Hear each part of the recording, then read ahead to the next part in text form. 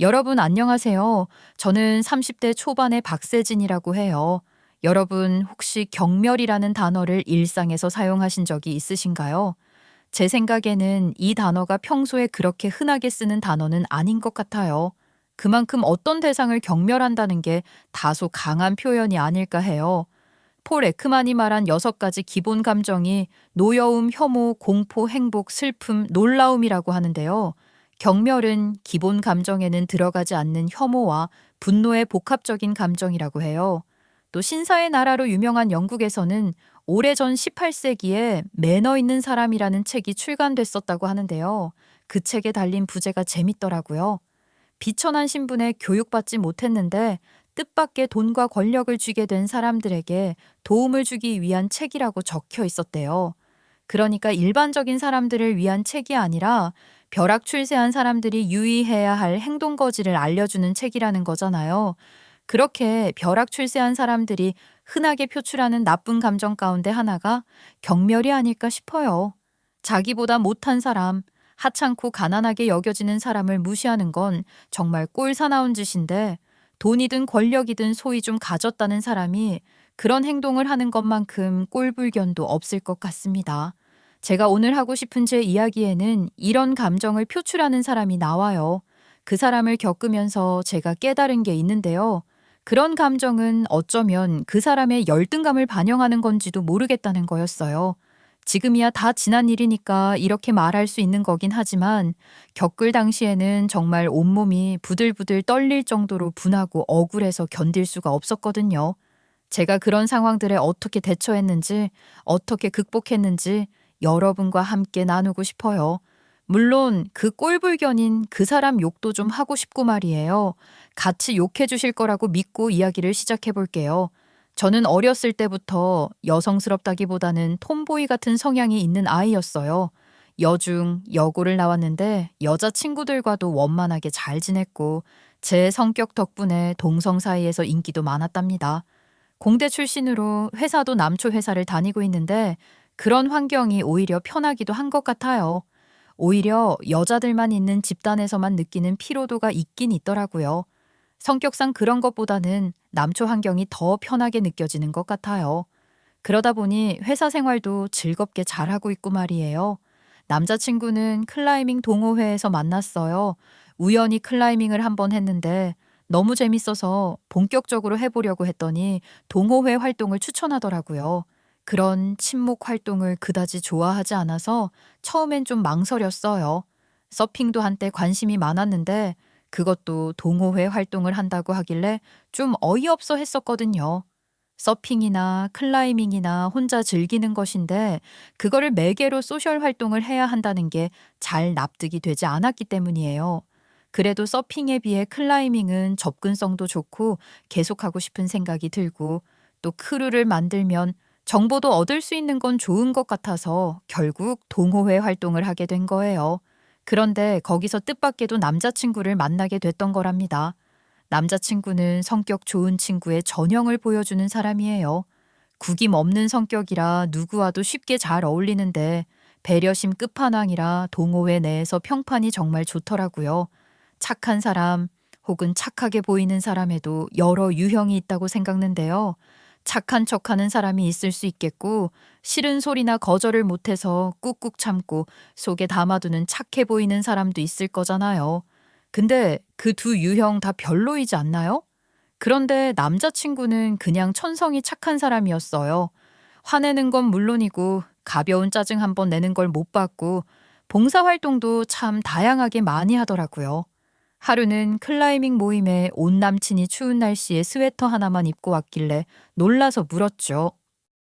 아니, 지금 이러고 들어온 거야? 차 가지고 왔어? 아무리 그래도 그렇지. 오늘 얼마나 추운 날인데 이러다 감기 걸려. 큰일 나려고 겁도 없이 정말. 그런 건 아니고 지하철 타고 왔는데 지하철역에 노숙자분들 있으시잖아. 근데 엄청 어린애가 같이 있는 거야. 도저히 모른 척할 수가 없어서 내 패딩 벗어주고 왔어. 뭐? 입고 있던 걸 벗어주고 왔다고? 아이, 못 살아 정말. 차라리 그냥 돈을 좀 드릴 것이지. 입고 있던 걸 벗어주고 이 추위에 이러고 왔단 말이야? 진짜 못 말린다. 따뜻한 옷을 살 만큼 큰 돈을 지금 당장 갖고 있지도 않았지만 돈을 들이면 아이 옷을 사기보다는 먹을 걸 살 것 같더라고. 그래서 내 옷을 벗어준 거야. 나는 그 옷 아니어도 겨울옷 더 있는데 뭐. 지하철역에서 여기까지 막 뛰어와서 하나도 안 추워. 그러면서 멋쩍게 웃는데 그 모습에 완전히 반해버렸어요. 남을 돕는 게 일상인 사람이었는데 그러면서도 스스로를 우월하다고 생각하지도 않았고 그런 모습을 과시하려고 하지도 않았죠. 그저 묵묵히 자기가 도울 수 있는 게 있다면 언제든지 나서는 그런 사람이었고 제 눈에는 그런 모습이 세상 어떤 사람보다도 멋있어 보였습니다. 아무리 선한 사람이라 하더라도 살면서 어떤 환경에 처하느냐에 따라 조금씩 때도 묻고 그럴 텐데 제 남자친구는 착한 심성만 갖고 보자면 거의 유아 수준으로 순수하게 착한 사람이었어요. 분명 좋은 부모님께 사랑 많이 받으며 자랐을 거라 생각했고 그런 가족 구성원의 한 사람이 되는 것도 좋겠다는 생각이 들더라고요. 그렇게 자연스럽게 결혼까지 생각하게 됐던 것 같아요. 이쯤에서 호칭을 예비신랑 예랑이로 바꾸는 게 좋을 것 같아서 그렇게 부를게요. 예랑이랑 결혼 얘기까지 하게 되니까 슬슬 부모님들도 저희 관계에 대해 궁금하게 여기기 시작하셨어요. 예비 시모도 제게 관심을 많이 보이셔서 식사 자리를 갖게 됐죠. 처음 인사드리는 자리이다 보니 학교 어디 나왔는지 직장은 어딘지 그런 호구조사부터 시작되던데 뭐 그건 좋다 이거예요. 그런데 내가 공대를 나왔다고 하니까 아무런 거리낌 없이 이런 말씀을 하시더라고요. 공대에서는 아무렇게나 생긴 애들도 여자면 무조건 여신 대접받고 그런다며? 뭐 공대 아름이? 요즘도 그런 말 쓰니? 하여간 공대 다니는 여자애들은 틈만 나면 남자 바꾼다고 하던데 너도 연애 경험도 많겠구나? 그걸 농담이라고 하는 것도 이상하고 그게 진담이라면 더 쎄한 거죠.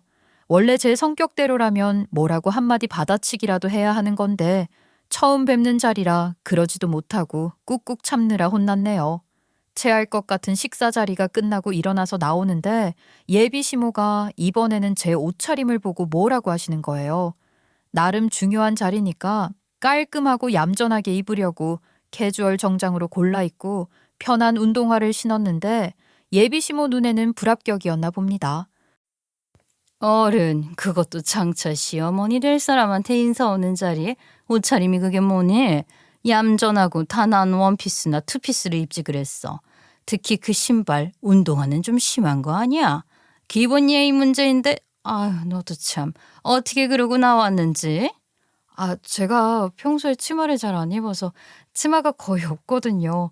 그래도 제일 단정한 걸로 회사에 중요한 일이 있을 때 입는 옷으로 골라 입은 건데 어머니 취향이 아니신가 봐요. 출근도 운동화 신고 해서 너무 당연하게 운동화 신고 나왔는데 예의에 맞지 않는 건 줄 몰랐습니다. 그래, 몰랐으면 배우면 되는 거지. 그리고 앞으로는 좀 여성스럽게 입고 다니면 좋겠어. 나는 내 며느리가 손모습 같은 건 좀 싫구나. 며느리라고 데리고 다니면서 다른 사람들한테 자랑도 하고 좀 그래야 하는 건데 지금처럼 이런 옷차림이면 곤란하지? 저 어떡하죠? 제가 딱 그 선머슴 같은 성격인데 큰일이네요.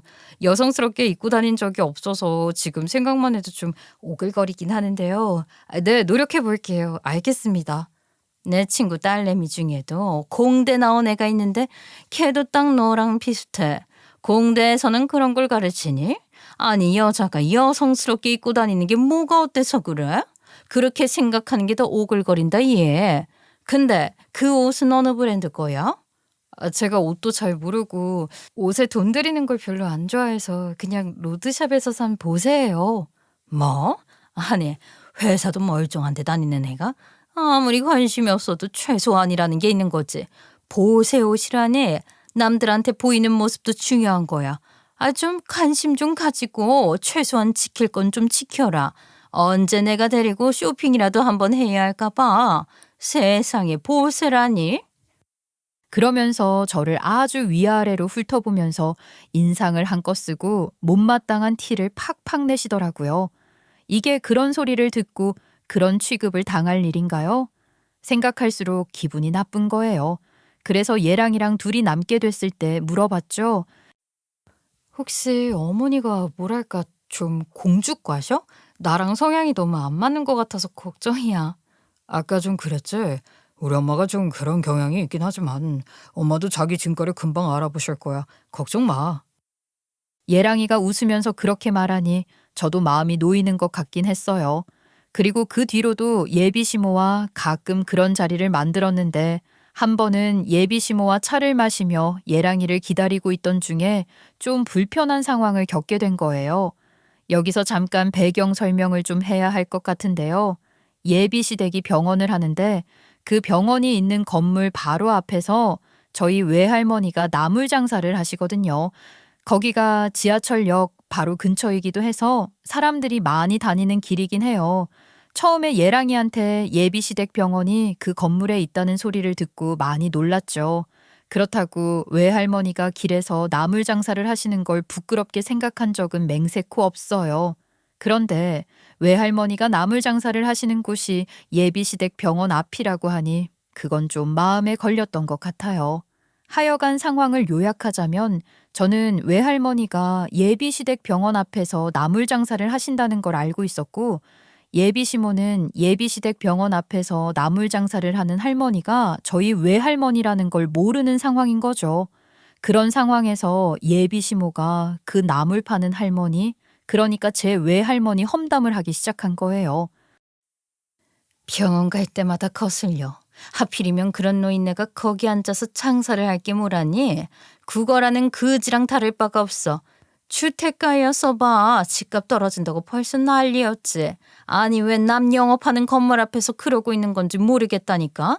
나오면서 병원 잠깐 들렀는데 또 그러고 있는 꼴을 보니까 나 안 되겠어. 여기서 장사하지 말라고 한마디 했는데 세상에 노인네 진짜 꼬장꼬장하더라고. 아무리 장사꾼으로 잔뼈가 굵었다고 해도 그렇지 보통 노인네가 아닌 거야.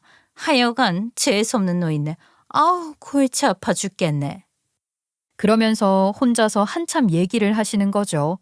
솔직히 예비시모가 그렇게 이야기할 때 제 외할머니라고 밝히고 그런 식으로 말씀하시지 말라고 했어야 했는데 망설이다 타이밍을 놓쳤고 그런데 예비시모가 너무 신랄하게 뒷담을 까는 바람에 거기서 제가 우리 외할머니라고 밝히면 예비시모 입장이 난처하고 곤란해지면서 분위기가 수습불가가 될 것 같더라고요.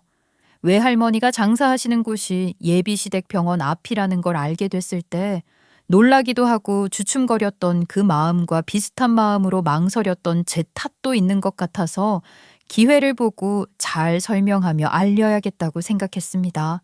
또 한편으로는 예비시모의 몰상식한 생각이나 태도에 질려서 파혼하고 싶다는 생각까지 스쳤으니 파혼하면 그만인데 굳이 그 자리에서 서로 얼굴 붉힐 필요도 없다 싶기도 했어요. 참 설명하기 어려운 복잡한 마음이었던 것 같아요. 제 이야기를 쓴다는 게 그냥 있는 대로 쓰면 되는 거라고 생각해서 어렵지 않을 줄 알았는데 그 당시에 제 상황이나 심리 상태 같은 걸 설명하는 게 생각보다 쉽지 않다는 걸 글을 쓰면서 느끼고 있습니다. 하여간 또 다른 마음 한 구석으로는 이제 외할머니가 그런 장사 그만하셨으면 좋겠다는 마음도 있었던 것 같아요. 그런 마음은 전부터도 있었던 거였으니까 말이에요. 그래서 외할머니한테 이런 얘기도 했어요. 할머니, 거기서 장사하는 거 싫다는 사람들도 있고 대놓고 안 좋게 쳐다보는 사람들도 있는데 굳이 꼭 이 장사를 해야겠어? 이제 연세도 있으신데 그런 일 그만하시면 어때요? 내 나이가 어때서? 아직 한참 더 일할 수 있는 나이인데 왜 그러냐? 그리고 집에 놀고 먹으면 뭐해? 그렇게 나가서 사람 구경도 하고 그러는 게 좋아. 재밌고 좋아서 하는 거야. 외할머니가 좋으시다는데 어쩌겠어요. 물론 할머니가 걱정되는 마음도 있었지만 제 생각으로 그만하셨으면 좋겠다 싶어서 그런 말씀을 드렸던 게 죄송하기도 해서 모처럼 할머니랑 이런저런 이야기를 많이 했어요. 그러다가 결혼할 사람이라고 예랑이 사진도 보여드렸거든요. 그런데 외할머니가 예랑이를 알아보시는 거예요. 나 이 총각 알아. 아는 사람이야. 아이고 그래. 이 총각이 우리 세진이 남자친구란 말이야. 결혼할 사람. 오, 할머니가 이 사람을 알아요? 어떻게 아는 사람인데? 내가 장사하는 곳 근처에 사는 건지, 아이 가끔 저녁 때까지 못 판 나물들 들고 앉아 있으면 이 총각이 지나가다 보고 와서는 그걸 다 사주고 그러거든. 인상도 좋고 마음씨도 착하고 딱 저런 총각을 손녀 사위 삼으면 좋겠다 싶었던 게 내 한두 번이 아닌데, 아이고 뭐니나 이렇게 반가울 수가. 역시 착한 예랑이 예비시모 때문에 파혼하고 싶은 생각도 들었던 게 사실인데 그런 예랑이 생각에 또 마음이 약해지더라고요. 그런 한편 파혼할 생각까지 하고 보니 용기도 났어요. 그래서 예비시모가 또 그 나물 파는 할머니 이야기를 꺼내려고 할 때 사실대로 말씀드리고 불편하니까 그런 말씀 안 하셨으면 좋겠다고 했거든요. 그랬더니 예비시모도 전혀 예상 못한 얘기라 그런지 처음에는 당황하더니 이내 정색을 하는 거예요. 혼자 뭐라 중얼거리면서 손사래까지 치더군요. 그러더니 갑자기 급한 일이 생겼다며 약속을 취소하고 가버리셨는데 그날 이후로는 전처럼 저를 불러내어 밥 먹자, 차 마시자 그런 이야기를 전혀 안 하시는 거죠. 전에는 아들과 결혼할 사람이라고 자주 보면서 친해져야 한다며 저를 불러내곤 했는데 그런 자리를 일절 만들지 않더라고요. 모르긴 몰라도 제가 없는 자리에서는 예랑이한테 저를 반대하는 이야기를 엄청 했을 거예요. 안 봐도 빤한 거죠, 뭐. 그런데도 예랑이가 절대 뜻을 굽히지 않으니 결국 예비시댁에서도 포기를 한 것인지 가족 인사라도 한번 하자고 그쪽에서 먼저 이야기가 나왔어요. 그렇게 정식 상견례까지는 아니어도 부모님들이 가볍게 식사 자리를 가지게 된 거예요. 그런데 평일에는 예비 시부가 너무 바쁘고 주말에는 저희 부모님이 바빠서 약속 잡기도 어렵더라고요. 그러다 생각한 방법이 예비시댁 병원 근처에 있는 식당에서 평일에 식사를 하기로 하고 식사 전에 예비시댁 병원 구경도 할 겸 병원에서 보기로 했어요. 예비시부는 그 건물에서 3개의 층을 쓰고 있는 제법 큰 정신의학과의 병원장으로 평이 좋은지 환자도 꽤 많은 것 같았어요.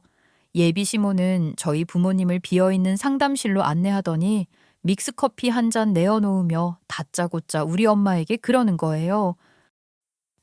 어머니가 우리 병원 바로 앞에서 나물 장사하는 거 알고 계시지 않아요? 그 나물 파는 할머니가 얘 외할머니라고 해서 내가 어찌나 놀랐는지. 사실 그 할머니 때문에 보통 골치가 아픈 게 아니랍니다. 아시는지 모르겠지만 그런 노점상 때문에 파리가 꼬이고 그러거든요. 정말이지 분명 외할머니 이야기를 할 거라고 생각은 했고 그래서 부모님께도 미리 말씀을 드려놓기도 했지만 앉자마자 그 이야기를 제일 먼저 이런 식으로 꺼낼 줄은 몰랐어요. 엄마도 기가 막히는지 일단 듣고는 계시던데 그런 엄마한테 예비시모는 그 무례한 말투와 태도로 그러더라고요. 외할머니는 우리 병원 앞에서 나물 장사하시고, 그래 어머니는 무슨 일을 하시나요? 다니던 보험회사 은퇴하고 지금은 숙박업소 청소 일을 하고 있어요. 뭐 청소? 그것도 숙박? 참나 기가 막혀서. 아우 더 들을 것도 없겠네. 보시다시피 우리 남편은 여기 병원장이에요. 이렇게 수준 차이 나는 혼사는 하는 게 아니죠. 말도 안 되는 거 아닌가요? 그러니까 파혼시킵시다. 내 아들 그런 집에 절대 잠깐 못 보내요. 우리 애 아빠가 병원장이라는 거 이미 알고 계셨을 텐데 이 혼사가 가당키 난다고 생각해서 여기까지 꾸역꾸역 오신 거예요? 나 진짜 어이가 없네. 사람들이 염치가 있어야지. 아우 생각할수록 더 싫어. 어우. 코웃음을 치며 비웃는 걸로 시작하더니 아주 질색하는 신용까지 하는 예비시모였죠. 예비시모는 한치 앞을 모르고 그렇게 꼴값 떠는 모습이 참 별로더라고요. 예비시모가 모르고 있는 사실, 그건 바로 저희 외할머니가 그 병원 건물주라는 거예요. 그리고 외할머니는 그 건물을 곧 저희 엄마에게 증여할 예정이고 말이에요. 외할머니 명의로 된 건물로 외할머니가 건물주인 건 맞지만 실질적인 관리는 큰 이모가 맡아서 하고 있었고 그러니 예비시댁에서도 병원 계약을 할 때 큰 이모와 계약을 진행했던 거죠. 그러니 저희 외할머니, 그러니까 건물 앞에서 나물 파는 노인네라며 예비시모가 경멸하던 그분이 건물주라는 걸 알 수가 없었던 거예요. 물론 대리 계약을 진행하는 사람이 저희 큰 이모란 것도 몰랐던 거고 말이에요. 저는 아직 결혼도 하기 전인데 저희 가족관계, 친척관계 같은 걸 굳이 미주알고주알 다 말할 필요가 없다고 생각해서 말을 안 했고, 그러니 시댁에서는 당연히 모를 수밖에 없는 거였어요. 예비 시모가 저희 외할머니가 길에서 나물 장사하는 걸로 집값 떨어지네 어쩌네 그랬지만 사실 마리아 바른 말로 정신의학과야 말로 비행기 병원이거든요. 아직도 정신의학과를 정신병원이라고 하면서 안 좋게 보는 사람들이 있고, 그러다 보니 건물주 입장에서도 꺼리는 경우도 많다고 하더라고요. 그 병원 계약할 때도 큰 이모가 외할머니한테 그런 얘기를 했다는데 외할머니는 그러지 말라고 하시면서 받아줬던 거예요. 이왕 얘기를 시작한 거니까 다 얘기하고 넘어갈게요. 그리고 저희 엄마가 청소한다는 숙박업소는 큰 이모가 운영하는 숙박업소랍니다. 그것도 외할머니가 큰 이모에게 물려주신 건데 믿고 맡길 청소 용역 구하기가 너무 힘들다고 해서 엄마가 도와주고 있는 거였거든요. 그런 상황이었으니 저희 엄마도 이제 안 참는 거죠. 예비 시모가 그렇게 나오는데 가만히 듣고만 있을 수는 없잖아요. 엄마는 약간 오바해서 예비 시모한테 이러더라고요. 아유, 이것 보세요, 아줌마. 아줌마 남편이 이 병원 병원장이야? 그게 그렇게 대단해요? 아니, 병원장 사모라고 눈에 뵈는 게 없나 본데 병원장 그깟게 뭔데 사람 함부로 무시하고 그래요? 아줌마가 그렇게 천박한 사람이니까 딱 그 수준에 맞게 말해줄게. 아줌마 남편 여기서 병원 장사할 수 있게 해준 건물주가 바로 나야. 병원 장사랑 나물 장사는 천지 차이라고 생각하고 사람 무시하는 당신 같은 사람한테 나도 내 딸 며느리로 절대 못 줘. 꿈도 꾸지 말라고. 그러면서 벌떡 일어나서 다 나가자고 하는 거예요. 솔직히 예비 시모가 말도 안 되는 건방을 떨면서 꼴 같자는 말을 할 때부터 저는 그 자리를 박차고 나오고 싶었는데 엄마가 그렇게 멋있게 복수 한 방 날렸으니 통쾌한 마음으로 바로 따라 나섰죠. 그렇게 부모님들 식사 자리는 파토가 났고 저는 예비 신랑도 꼴 보기 싫어서 연락을 다 안 받고 있었어요. 그런데 예비 시모에 예비 시부까지 자꾸 저한테 연락을 하더라고요. 거기엔 또 다 이유가 있었는데요. 예비 시부는 외할머니 건물에 들어오면서 2년마다 계약을 갱신하기로 했는데 곧 재계약을 해야 하는 날짜가 다가오는 중이었단 말이죠. 그러니 예비 시모와 시부까지 자꾸 저한테 연락을 해서 엄마한테 이야기 좀 잘해달라고 사정하는 거였어요. 아들놈 결혼할 사람이라고 애들 엄마한테 얘기만 듣고 아직 제대로 인사도 한번 못했는데 이런 일로 전화하게 돼서 참 뭐라고 해야 할지. 애들 엄마가 그런 사람인 게 나도 부끄러울 때가 한두 번이 아니었는데 기어이 그런 사고를 치고야 말았네요. 내가 그 자리에 있었더라면 그래도 일이 그 지경까지 가지는 않았을 텐데 진료를 미뤄두고 그 자리에 함께 있어야 했던 걸 그러지 못한 게 후회 막급이에요. 저도 이런 식으로 처음 인사드리게 돼서 좀 그렇긴 한데요. 이미 벌어진 일이고 어쩔 수 없다고 생각합니다. 자리에 앉기도 전에 저희 외할머니 얘기를 아주 모욕적인 방식으로 꺼내셨다고요. 선을 많이 넘으신 거죠. 세진 양이 어머님께 잘 좀 말씀드려 줄 수는 없을까요? 애들 엄마 교육은 앞으로도 내가 책임지고 단단히 잘 시킬게요. 부모님과 따로 자리를 한번 만들어주면 어때요? 애들 엄마 없이 나랑 세진 양 부모님 두 분만 말이에요. 아니요. 그러실 필요 없으세요. 저희 엄마는 어떤 식으로든 얽히고 싶어 하지 않으시거든요. 재계약은 어려울 테니까 포기하시고 얼른 다른 곳으로 알아보시는 게 좋으실 것 같습니다. 그리고 이런 전화 저도 불편해서요. 이제 전화하셔도 안 받을 거니까 전화 그만하셨으면 좋겠습니다. 예비 시부는 예비 시모를 완전히 배제하고 어떻게든 저를 설득하려고 했고 저희 부모님과 따로 자리를 만들고 싶어 했지만 저희 부모님은 물론이고 저 역시도 그런 자리를 원치 않았어요. 예비 시모랑은 말도 섞기 싫어서 전화를 한 번도 안 받았거든요. 기가 팍 죽어서는 무조건 잘못했다 미안하다 앵무새처럼 반복하면서 제게 메시지를 계속 남겼지만 그런다고 저나 저희 부모님 마음이 달라지진 않는 거죠. 게다가 예비 시모는 외할머니한테 가서도 온갖 아양을 떨면서 친한 척을 했다는데 저희 외할머니가 어떤 분이신데요? 그걸 받아주실 리가 있나요? 아유 세상에, 그 싸가지 없는 여편네가 그렇게 착한 총각 엄마라는 게 내 아직도 안 믿어진다만 하여간 하도 찾아와서 있는 아양 없는 아양 떨어대는데 그 꼴 보기 싫어서 장사 나가지 말아야 하나 싶은 생각도 들더라니까. 정말이지 사람 질리게 하는 여자야. 아주 다른 얼굴을 하고 와서는 그러는데 소름이 끼치고 무섭기까지 하더라고. 나 때문에 괜히 할머니까지 고생이네. 죄송해요. 병원 재계약 안 해준다고 하니까 더 그러는 거야. 자기 때문에 자기 남편 병원이 손해보면서 옮겨야 할 판이잖아. 자식 결혼도 파토나고 말이에요. 나한테도 정말 하루 종일 미안하다고 문자 보냈는데 그것도 지겨워서 차단하려고 할머니. 그나저나 우리 할머니가 번거로워서 어떡해. 할미 걱정은 마. 아유 오늘도 그 여편네 얼른 꺼지라고 내 쫓아버렸어. 그러다 말겠지 뭐. 예랑이도 저한테 면목 없어 하죠. 자기 엄마 부끄럽다고 평소에도 그러던 사람이니까 그 일을 겪고 더 했을 거예요. 누구보다 예랑이를 믿고 좋아했었지만 그런 예랑이에게도 실망이 컸어요. 예비 시무가 처음 외할머니에 대해서 그런 식으로 말할 때야 예랑이가 없었던 자리라고 하더라도 저희 부모님 앞에서 예비 시무가 그딴 식으로 폭주하는 동안 그 자리에 같이 있었던 예랑이가 자기 엄마를 말리지 않고 가만히 있었다는 건 저로서는 너무나 실망스러운 일이었으니까요. 평소 예랑이의 성향이나 마음 씀씀이를 알고 있기에 더 그랬던 것 같아요. 그때 예랑이가 나서서 자기 엄마를 말렸다면 적어도 예랑이에 대한 믿음은 깨지지 않았을 테고 그럼 저는 예랑이랑 같이 이 상황을 어떻게 해결하면 좋을지 고민하고 노력했을 거예요. 그렇지만 저는 예랑이와 같이 그러고 싶은 마음이 전혀 없었죠. 이미 너무 큰 실망을 했고 굳건하다고 믿었던 신뢰관계도 깨져버렸으니까요. 너 그래도 걔 엄청 좋아했잖아. 세상에 둘도 없이 좋은 사람이라며. 그렇게 착한 사람 다시 없다더니 괜찮겠어? 착하기만 하면 뭐해. 물론 착한 건 인정이지. 근데 그 착한 것 때문에 남한테 싫은 소리 못하고 심지어 본인 엄마한테는 더더욱 그런 말을 못하는 사람이라는 생각이 드는 거야. 그러니까 말이야. 엄마도 그래서 그놈 점수 팍 깎아버렸지 뭐야. 그놈이 거기서 무슨 말이라도 하면서 나섰어야지.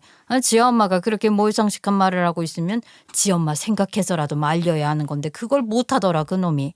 그치 엄마. 생각해봐. 결혼하면 가장 먼저 챙기고 아껴줘야 하는 사람이 누구야. 나 아니겠어? 근데 그런 역할을 제대로 할 수 있을 것 같지 않은 거야. 걔네 엄마가 지금이야 저렇게 절절매고 빌고 그러지만 그 성격 어디 가겠어? 그럼 나는 걔네 엄마한테 매번 싫은 소리, 기분 상하는 말들을 듣게 될 테고 그때마다 걔는 옆에서 쩔쩔매면서 아무것도 못하고 있을 거라고. 안 봐도 뻔해. 그런 사람을 어떻게 믿어? 그래 맞아. 그런데 세진아, 아무리 그러더라도 그 녀석한테 그런 네 마음을 직접 알려주는 게 좋을 것 같은데. 그렇게 계속 연락을 안 받는다고 포기할 것 같지도 않던데. 제대로 말을 해줘야 네가 편할 거야. 그러게. 너 엄마 말이 맞는 것 같네. 꼴 보기 싫어도 한 번은 봐야겠지? 알았어요. 제대로 정리할게. 그렇게 엄마의 조언을 듣고 예랑이를 만났어요. 그 일이 있고 나서 처음 보는 거였는데 마음고생이 심하긴 했는지 얼굴이 반쪽이 됐더라고요. 안쓰러운 마음이 없지 않았지만 그런 예랑이 안쓰럽다고 제 인생 더 불쌍하게 만들 수는 없는 거잖아요. 저는 하려고 했던 말들을 단호하게 했어요. 그게 예랑이에게도 도움이 될 거라고 생각했거든요. 이번 일로 자기한테 너무 크게 실망했어. 그건 나한테 정말 큰 문제고 우리 부모님께서 파혼이다, 시집 못 보낸다 하셨던 것과 별개로 나도 자기와의 결혼에 대해 다시 생각해봐야 한다고 생각해. 이해해. 내가 제대로 역할을 하지 못해서 정말 미안해. 나도 매일 후회해. 지금껏 엄마의 그런 부분이 마음에 안 들었어도 드러내서 표현한 적이 없어서 그게 쉽지 않았던 것 같아. 그렇지만 나도 정말 생각을 많이 했고 이제는 잘할 수 있어. 그러니까 한 번만 나를 믿어줘. 아니, 그러기엔 너무 늦은 것 같아. 내가 그럴 수 있는 마음이 조금이라도 남아있다면 이러지 않겠지. 어머니가 아무리 반대해도 자기가 나랑 결혼할 거라고 계속 고집부리고 뜻을 굽히지 않았던 것처럼 나도 우리 부모님한테 그렇게 했을 거야. 어떻게든 설득해서 결혼하려고 했을 거라고. 그렇지만 지금은 내 마음이 그러지가 않아. 그랬더니 예랑이는 아예 자기 집에서 나와서 매일 저희 집 앞에 와서 살다시피 하며 밤새도록 울고불고 매달리며 사정하기 시작했어요. 너 없으면 못 산다. 너무 잘못했다. 한 번만 더 기회를 달라. 너 없으면 자기 삶은 의미가 없다. 어쩌고 하는데 회사고 뭐고 다 포기할 기세더라고요. 그런 모습은 저를 감동시키기는커녕 더욱 큰 실망만 안겨줬던 것 같습니다. 예랑이가 그러고 있으니 예비 시부가 저한테 연락을 했더라고요. 병원 때문이 아니고 아들 때문이라고 하길래 또 어쩔 수 없이 예비 시부 전화를 받았어요. 예비 시부가 걱정을 할 만한 상황이라고 생각했거든요. 전화 받아줘서 고마워요. 내가 아무리 정신과 의사라고 해도 아들놈 저러는 건 내가 도와줄 수가 없어요. 방법이 없다고요. 지금 내 아들놈 도와줄 수 있는 사람은 세징양뿐입니다. 내 아들 좀 살려줘요. 그거 도와줄 수 없을까? 솔직히 말씀드릴게요. 그 사람에게 너무 큰 실망을 해서 당장 결혼을 하고 싶은 마음 같은 건 이미 사라진 지 오래예요. 그런데 저런 식으로 다 포기하고 저한테 매달리고 사정하는 걸 보니까 더 실망스럽습니다. 착한 사람이라서 좋아하긴 했지만 저렇게 나약한 사람인 줄은 몰랐어요. 저러는 건 저에 대한 순정도 뭣도 아니고 그냥 찌질한 거잖아요. 아이, 맞아요. 맞습니다. 내 눈에도 그렇게 보이니 세진양 눈에도 그렇게 보이겠죠. 그렇지만 그놈이 왜 그러는지도 세진양이 잘 알 테니 그 마음으로 한 번만 더 생각을 해봐 줄 수 없을까? 내가 오죽하면 이런 부탁까지 하겠어요. 아니요. 저러는 걸 보니 점점 더 안 되겠다는 생각만 강해져요. 그 사람 안 됐다고 제 인생 망칠 수는 없지 않나요? 그런 사람이라면 더더욱 안 되겠다는 생각뿐이에요. 세진양 마음도 이해가 안 되는 게 아니니 내가 더 이상 할 수 있는 말이 없네요. 그럼 마지막으로 한 가지만 부탁해도 될까요? 세진양, 그런 마음을 내 아들놈한테 직접 얘기해 줄 수는 없을까요? 내가 얘기하는 것보다 세진양이 직접 얘기해 주는 게 그놈 귀에 제대로 들릴 것 같아서 그래요. 네, 그렇게 할게요. 알겠습니다. 솔직히 예랑이 얼굴을 보고 싶지 않아서 고민이 됐지만 예비 시부의 말에도 일리가 있는 것 같아서 알겠다고 하고 예랑이를 만났어요. 예비 시부에게 했던 말을 그대로 했고 마지막으로 몇 마디를 덧붙였던 것 같아요. 내가 자기한테 실망을 했기 때문에 결혼을 다시 생각해야겠다고 한 건데 점점 더 큰 실망을 주면 어떡해?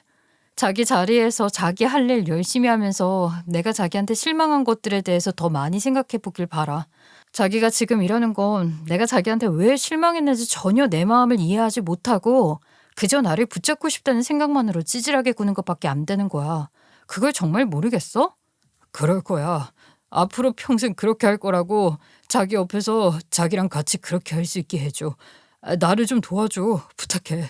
나는 너 없이는 정말 안 될 것 같아. 아, 자기 정말 이것밖에 안 되는 사람이었어? 이런 상태라면 나는 자기랑 얼굴 마주하는 것도 싫고 결혼을 다시 생각해보고 어쩌고 할 것도 없을 것 같아. 그냥 지금 여기서 다 끝내고 싶어. 그래도 괜찮아? 아니야. 그러지 마. 자기가 하라는 대로 할게. 그러니까 제발 그렇게 말하지 마. 부탁이야. 다시 생각해보고 충분히 생각해보고 다시 이야기하자. 기다릴게. 응? 그러니까 얼른 집에 들어가고 회사도 제대로 다니고 그러면서 내가 한 말들도 잘 생각해보길 바랄게.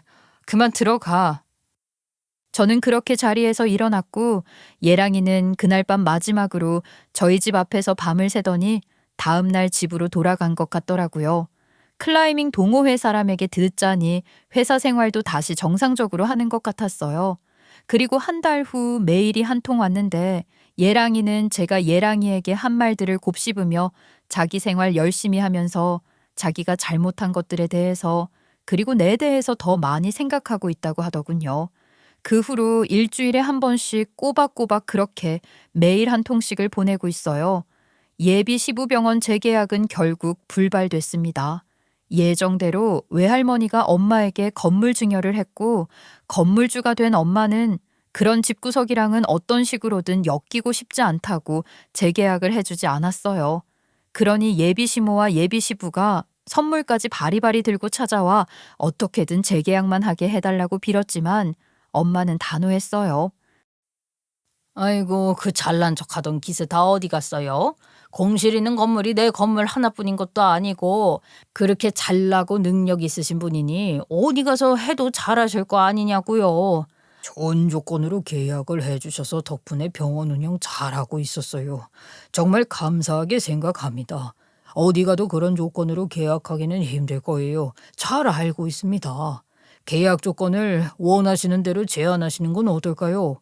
저희 입장에서는 인테리어까지 다 해놓은 병원에 계속 있는 게 좋으니 임대료를 올려서 드리는 것도 얼마든지 생각하고 있어요. 원하시는 조건을 제시해 주시면 어떨까요? 아니요. 그럴 거라면 애당초 이렇게 재계약 못하겠다는 말을 안 하고 그 임대료 올려받겠다고 했을 거예요. 저는 그런 식으로 간 보면서 얍삽하게 그런 건 체질적으로 안 맞아서 못하는 사람이거든요. 그냥 재계약을 안 하겠다는 겁니다. 타협은 없어요. 아유, 제발 부탁드려요. 한 번만 다시 생각해봐 주세요. 사실 큰 실수를 한 건 저잖아요, 저. 저 때문에 병원 재계약을 안 해주시겠다고 하시는 건데 이 사람은 정말 아무 잘못이 없어요. 다 제가 생각이 짧아서 저지른 일이고 죽도록 후회하고 있답니다. 그러니까 사부인, 제가 이렇게 부탁드려요. 노여움 푸시고 잘 좀 생각해봐 주세요. 사부인이라니요? 애들 결혼 파토 난 게 언젠데 사부인 타령이세요. 정작 사부인이라고 불러야 할 땐 한 번도 그렇게 부르지 않더니 이제 와서 사부인은 무슨? 그거 듣기 거북하니까 그렇게 부르지 마시고요. 그날 본인이 뭐라고 하셨는지나 잘 생각해 보세요. 지금 이럴 수 없는 거 아닌가요? 아니, 그렇게 격 떨어지고 급 떨어져서 상종도 하기 싫다더니 이런 부탁하러 찾아오신 건 잘만 하시네. 그날 일은 제가 몇 번이고 수백 수천 번이라도 사과를 드리겠습니다. 평생 죄인이다 생각하면서 살짝정으로 하고 있어요. 그러니 저를 그렇게 벌 주시고 병원 계약만큼은 생각을 다시 해 주십시오. 부탁드립니다. 참, 답답한 양반이네. 이것 보세요. 그쪽이 나한테 평생 사과를 하든 죄인으로 살든 그게 나랑 무슨 상관이라고 이래요. 상관이 없다는 말입니다. 관심도 없고요. 당신 같은 사람이랑은 절대 엮이고 싶지 않단 말입니다. 아니, 내가 뭘 더 어떻게 말해야 알아듣겠어요? 제가 다 잘못했습니다. 다 제 잘못이에요. 남편한테도 아들한테도 제가 씻을 수 없는 잘못을 저질렀고 사부인, 아니 세진이 어머님께도 정말 죄송합니다. 외할머니께도 제가 직접 찾아가서 사과 말씀도 여러 번 드렸거든요. 저한테 여러모로 악감정이 많으시겠지만 벌을 주고 싶으시면 저한테 주시고 병원만큼은 살려주세요. 부탁드립니다. 우리 엄마 얘기는 다시 안 꺼내고 싶었는데 이렇게 먼저 얘기를 꺼내니까 안 꺼낼 수가 없네. 그래, 말이 나왔으니 말인데 우리 엄마를 건물 앞에서 나물 파는 노인네로 알고 있었을 때는 거기서 장사하지 말라고 그렇게 갑질을 하면서 우리한테는 거지나 다를 바 없다는 말까지 했다면서요? 그거는 제가 아무것도 모르고 정신없이 한 소리였어요. 그런 분이신 것도 모르고 그렇게 함부로 말을 했으니 얼마나 속이 상하고 화가 나셨겠어요. 암요, 그러셨을 거예요. 제가 정말이지 해서는 안 될 말을 막 해가지고. 기가 막혀서 아줌마가 지금 하는 그 얘기도 진짜 웃기는 거 알아요? 그랬던 노인네가 건물주인 우리 엄마라고 하니까 가서 머리 조아리면서 사과를 해. 우리 엄마가 뭐라는 줄 알아요? 징그럽대요. 나도 그래요. 진짜 지긋지긋하고 징그러우니까 그만 좀 하라고요. 이런 얘기하는 것도 하나도 재미없고 그만 좀 합시다. 그렇게 거지같이 나물 파는 노인네 없는 깨끗하고 좋은 건물 골라서 들어가시면 될 거 아닙니까? 병원 옮기는 게 쉬운 일이 아니라서 그래요. 잘 아시잖아요. 저희 병원 정말 좋은 조건으로 들어오게 해주셨고 편의를 많이 봐주셨던 덕분에 정말 감사하고 있었어요. 이런 조건으로 다른 건물 들어가는 게 솔직히 쉽지가 않습니다. 도와주십시오. 하긴 이 근방에 근방을 떠나서 웬만한 곳 어디에도 이 건물만큼 입지가 좋으면서 월세도 합리적이고 규모도 있는 병원하기 좋은 공실 없을 거예요. 그만큼 좋은 조건으로 장사하고 있었으면 감사하는 마음으로라도 매사 생각을 좀 좋게 하고 살았어야 하는 거 아닙니까? 마누라 단속도 좀 하시면서 말입니다. 저는 더 이상 드릴 말씀 없으니까 돌아가세요. 그리고 그 병원 이사 나가는 날 정해지면 그 연락이나 주세요. 예비시부와 예비시모가 아무리 사정을 해도 엄마 마음은 확고했고 재계약을 할 수 있는 방법이 없었죠. 그렇게 시부병원 재계약은 이뤄지지 않았습니다. 그 일이 있고 나서 큰 이모를 통해 예비시모에 대해 좀 들은 얘기가 있는데 말이에요. 일단 이야기부터 한번 들어보세요. 엄마가 명의 넘기면서 건물주가 바뀌게 됐으니 내가 건물 임차인들 잠깐 오시라고 해서 여러 가지 안내 말씀을 드리는 자리를 만들었었잖아. 근데 그날 임차인 한 분이 나더러 소문 들었냐고 그러더라고. 아이 뭐 나도 건물 관리하다 보면 오며 가며 듣게 되는 이야기들이 많긴 한데 또 그런 얘기가 재밌잖아. 그래서 무슨 이야기냐? 최근에는 별로 들은 게 없다 그랬단 말이야. 하여간에 언니도 그런 얘기하는 거 참 좋아해. 못 말린다니까. 아이 그래 이번엔 또 무슨 쓸데없는 얘기를 듣고 왔어. 쓸데없지만 재밌는 그 얘기 들어줄 테니까 얼른 꺼내봐. 예, 이번에 마냥 쓸데없는 이야기는 아닐걸. 그 외 정신의학과 병원장 마누라 얘기란 말이야. 너랑 사돈될 뻔했던 그 싸가지 없는 여자. 아이 뭐 이모? 무슨 얘기를 들었길래 그래? 일단 얘기부터 좀 해봐요. 그 집에 딸도 하나 있다면서? 너나 알고 있었겠네. 본 적도 있어? 여동생이 하나 있어. 바이올린 전공인가? 아마 그럴걸? 직접 만난 적은 없고 사진으로 몇 번 봤지. 이쁘냐? 하여간 그 여자가 자기 딸내미 좋은 집안에 시집 보내려고 아주 혈안이 되어 있었던 모양이더라고. 아, 맞아. 그건 나도 알고 있었어. 딸 부심이 엄청났거든. 바이올린 시킨다고 돈이 얼마나 들었는지 모른다는 소리 입에 달고 살았거든. 내 귀에는 그 말이 그렇게 키운 딸 시집 잘 보내서 본전 뽑겠다는 얘기로 들려서 좀 거북하고 그랬어. 하여간 그 여자 수준이 딱 그 정도라니까. 아이 근데 그게 뭐가 어떻게 됐다는 거야 언니. 그렇게 고르고 골라서 뭐 어지간히 대단한 의사 집안이랑 사돈 맺으려고 쫓아다녔다는데 그 집에서 그 여자 학력도 딸리고 사회생활도 전혀 안 하는 가정주부라는 걸 대놓고 무시해서 엄청난 수모를 겪었다고 하더라고. 얘 너무 웃기지 않니? 우리 엄마 우리 집 그렇게 무시하더니 지가 똑같은 꼴 당한 거 아니야? 아이고 그거 참 듣던 중에 반가운 소리네. 그 여자는 그런 식으로 당해봐야 지가 저지른 짓이 뭔지 역지사지가 될걸. 나한테 선물 들고 찾아와서 빌 때 아유 입으로만 죽을 죄를 지었다고 비는 거지 영혼이 없더라고. 영혼이 그냥 껍데기로만 그러는 거야. 그 뭐라고 하니? 참교육? 그래 그 여자 참교육 제대로 당한 거네. 그뿐이 아니야. 애초에 오르지도 못할 나무를 넘봤다고. 아이 그 바닥 그러니까 온 의사사회에 소문이 파다하게 다나서 그 병원장도 엄청나게 조롱거리가 되고 그 바람에 그 여자 아주 기가 팍 죽어서 다닌댄다. 어쩐지 요즘 통 안 보이고 지난번에 한 번 봤을 땐 고개도 푹 숙이고 어깨 축 늘어져서 가더라. 집도 그 근처라서 병원 빠지고도 자주 보였거든. 아이고 깜짝이야. 엄마는 안 듣는 척하고 계시더니 다 듣고 계셨어. 거 봐요. 병원 재계약 안 해주길 여러모로 잘한 거라니까. 엄마가 괜히 마음 약해져서 그냥 재계약해주라고 했잖아. 어림없는 소리지. 어쨌거나 그렇게 무시를 당하고 그랬다니까. 반성이라는 것도 좀 하고 그러길 바라네. 맞아, 엄마. 어디 다닐 곳도 없을 거고 집에서도 가시방석일 테니까 반성밖에는 할 것도 없을 거야. 예비시모에 대한 얘기를 들으니 그런 생각이 들었어요. 자기보다 상황이 나쁘다는 이유로 사람을 경멸하고 무시하면 그것은 결국 자기 자신을 욕보이는 것일 뿐만 아니라 결국은 반드시 그 경멸과 무시의 화살이 자신에게 돌아오게 된다고 말이에요. 과연 예비시모는 그 일을 겪으면서 자기가 저질렀던 일들을 떠올리고 뼈저린 반성을 했을까요? 예랑이는 꾸준히 메일을 보내고 있어요. 제가 바랐던 대로 제가 예랑이의 어떤 점에 실망을 했는지 제대로 깨달은 것 같았고 그것에 대해서 반성하고 어떻게 하겠다 하면서 구구절절 보내는데 매주 그 내용이 더 깊이가 있어진다고 할까요? 진심으로 고민하고 반성하고 있으며 생각이 발전하고 있다는 게 보이는 거예요. 그래서 저는 예랑이를 다시 받아줄 생각입니다. 그렇다고 당장 결혼을 하거나 그럴 건 아니고 일단은 다시 좋은 마음으로 만나볼 작정이에요.